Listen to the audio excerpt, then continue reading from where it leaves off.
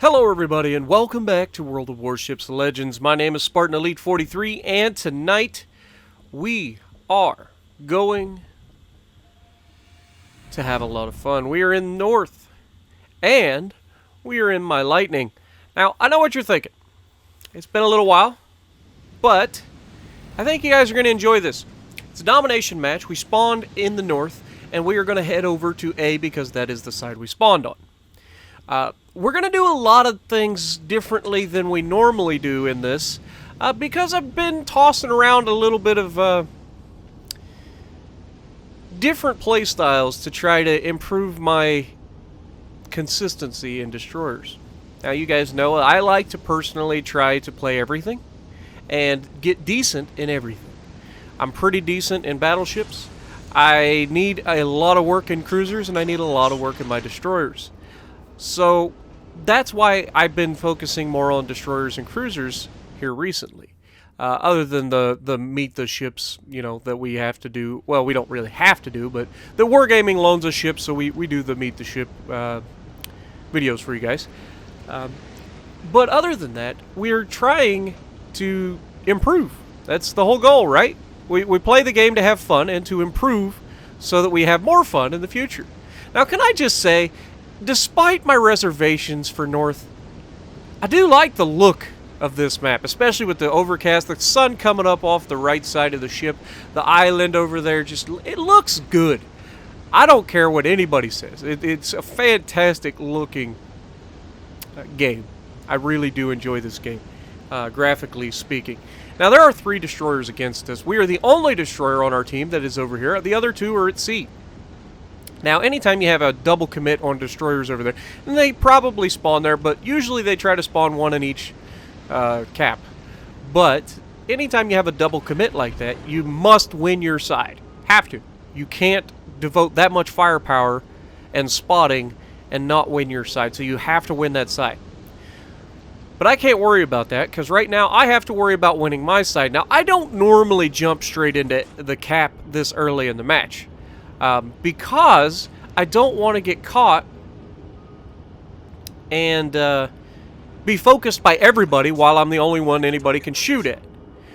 But I do like to come out this way and spot for the team. Now you can see I go ahead and launch those over there because generally speaking I see the destroyers end up and we actually potatoed out of the cap. Whoops.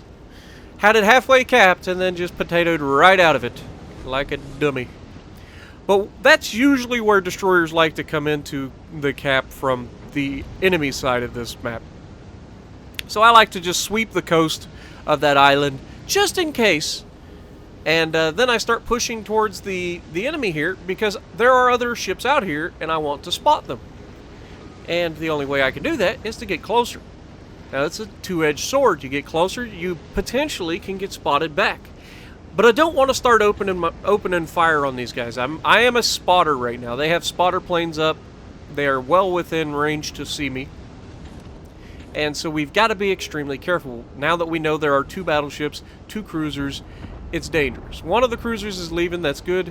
They have a destroyer taking B, which is not good. But all we can do is worry about our side currently.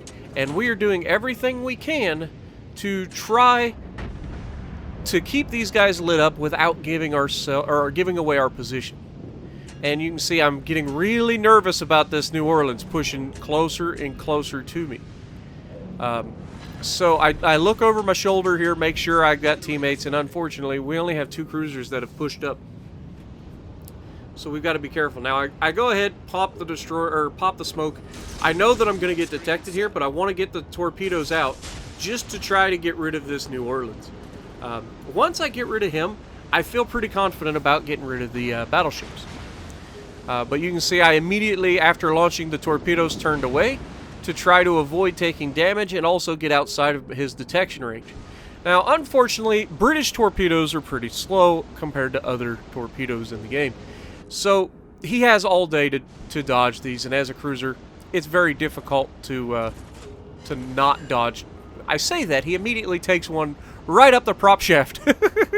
So, yeah, I'll take it. We got a hit. That's all that matters. That's 11,000 damage, plus we're getting flooding on him. So we have him at our mercy, which is good. And then we switch back over to tube by tube. We've got about 15 seconds left. We've already captured this base. They have won their side at sea for now.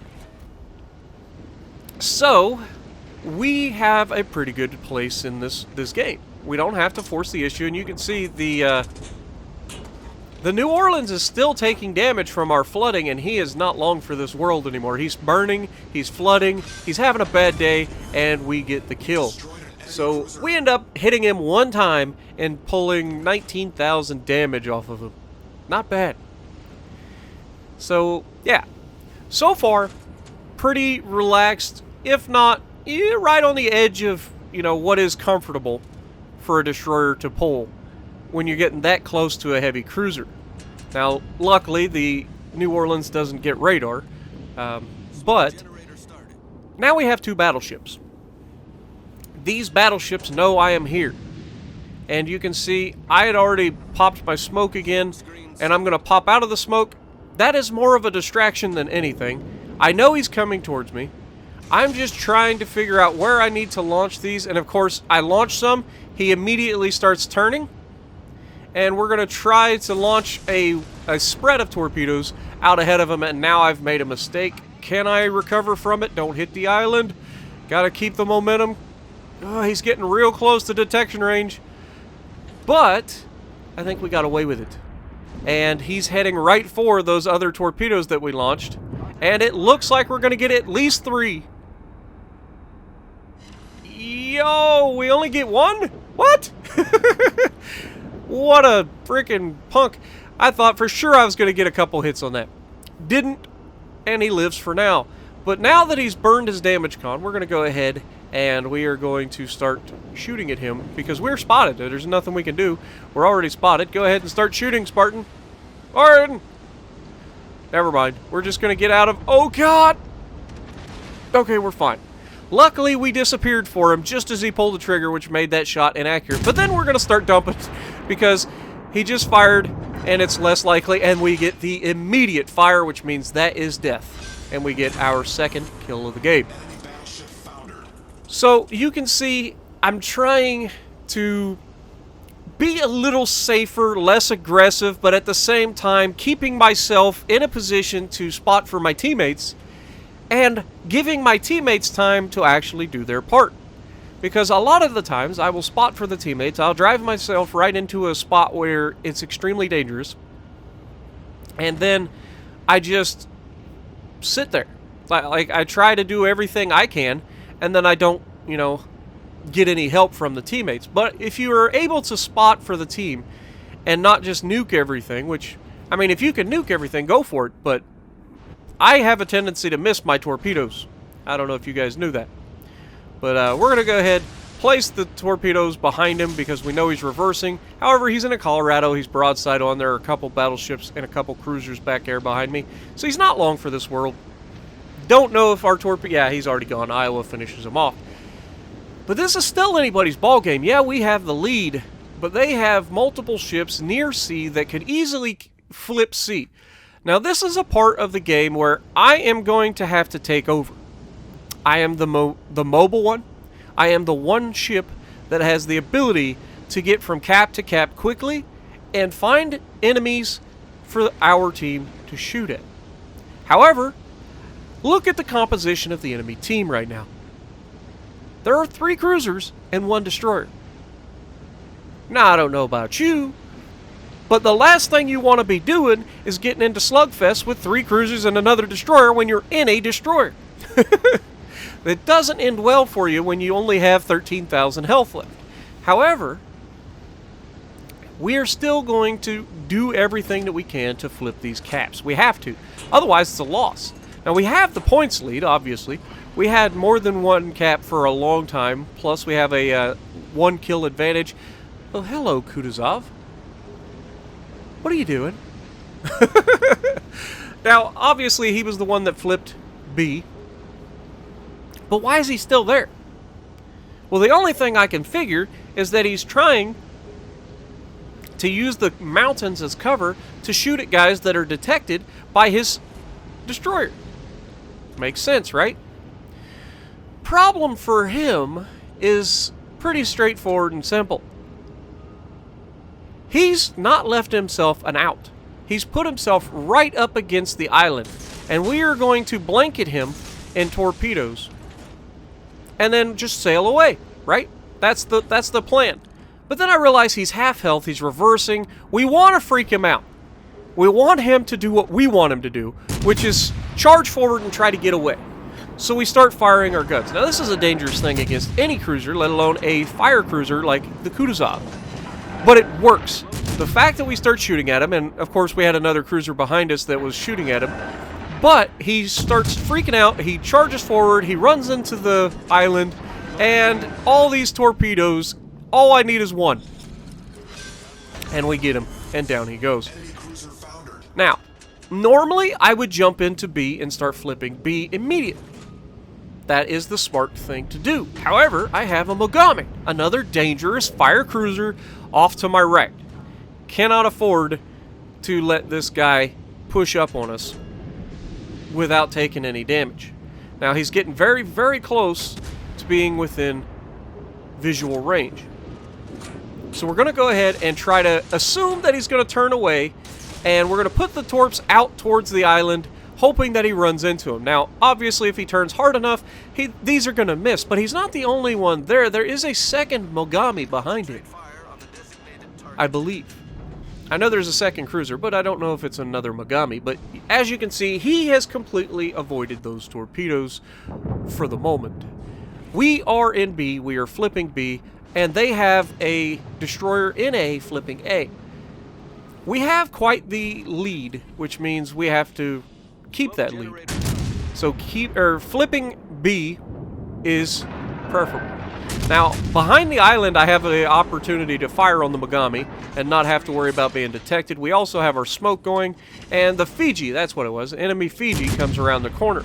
Now, you can see I go ahead and switch to armor piercing here because it's a Fiji, and he's broadside on, so I figure there's a good chance I'm going to get some citadels. Hello? Citadels, please? I mean, it's a Fiji, right? It's broadside, and it's a British... Screw it, high explosive it is. Apparently, our armor piercing is really bad. Or at least at this range, against the side of the Fiji. So we switch back to shooting high explosive. Now, because we flipped B, they still have a 2-cap advantage, but they no longer have the danger... Or we're no longer in danger of losing points completely. So we are still gaining points, which means they're only going to be able to catch us by 3 points every tick. And so I go ahead, I throw a whole bunch of torpedoes into that gap, hoping that we'll catch that Fiji one way or the other. And now I'm going to go ahead and turn around and try to get back up in there. Because my team doesn't seem to be wanting to leave things go. The enemy destroyer is already trying to kill our cruiser. Now, I don't know about you guys, but I'm fairly confident in our cruiser being able to kill a Kagero. But as you're about to see, this is misplaced, I believe. That Kagero's getting real close to our cruiser, which means he's probably trying to Suatorp him. And the cruiser is now in a bad way, because it's going to be very hard for a cruiser to dodge torps at that range. And sure enough, down goes our Baltimore. Now, how a Baltimore managed to let a Kagero get that close to him, I have no idea. But props to the Kagero. You're doing your thing. You're doing what you're supposed to do. To our Baltimore, what the heck? Now, there are still a Fiji and a Mogami over here for us to contend with, and the scores are a little bit closer. So now I'm feeling like I have to do something, and while that is not necessarily true, it doesn't stop me from actually trying, and our Atago, or Atago, just finished off the enemy Fiji at the moment that he used his hydro to catch me, or radar, whichever. Now, the Mogami doesn't have any health left, so I'm firing armor piercing at him, and then I go ahead and switch over to high explosive, because I figure if I set one fire, I should be able to kill him. So I know that firing at a Mogami is dangerous, because the Japanese have the best high explosive in the game. And I am getting the worst RNG on the planet for not being able to start a fire. Oh my god! That's why you gotta be careful when you're fighting against a Mogami or any other cruiser for that matter, but definitely a Japanese cruiser, because their high explosive is deadly. Deadly. Now he gives us the broadside. I go ahead, I fire armor piercing perfectly, getting the citadel that we needed, taking him down. That was a lot closer than I wanted it to be. Now there's only 20 seconds left. The enemy Kagero looks to have turned around and sailed away. But we managed to solidify our win, making sure that there is no way that we can lose this with 6 seconds left in the match.